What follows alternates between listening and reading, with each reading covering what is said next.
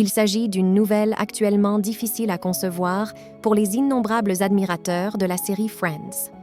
Le site américain TMZ a été le premier à dévoiler le décès de l'acteur Matthew Perry, suivi par de nombreuses autres sources médiatiques aux États-Unis. Selon NBC News, qui cite un représentant de l'artiste ainsi qu'une source au sein des forces de l'ordre, Matthew Perry aurait perdu la vie par noyade dans son bain à remous. Malheureusement, malgré les premiers secours qui ont découvert l'acteur dans un état inconscient, ils n'ont pas réussi à le réanimer. À l'heure actuelle, l'hypothèse d'un acte criminel semble écartée, d'autant plus qu'aucune substance illicite n'a été retrouvée à proximité du comédien de 54 ans. La nouvelle du décès du comédien américain-canadien a rapidement circulé.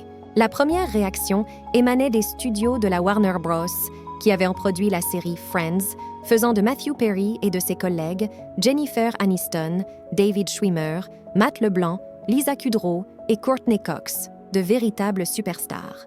Les studios ont exprimé leur profonde consternation en ces termes. « Il fut un véritable don pour nous tous.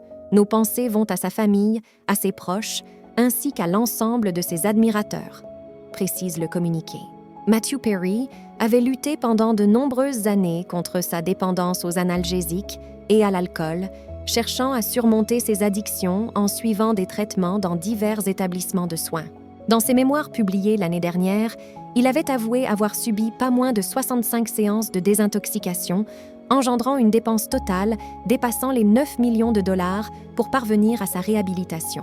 De plus, il avait subi de nombreuses interventions chirurgicales en relation avec ses problèmes liés à l'usage de substances illicites, y compris une opération du côlon d'une durée de 7 heures en 2018. À un moment donné, il avait même déclaré « Je devrais, en toute logique, ne plus être de ce monde ».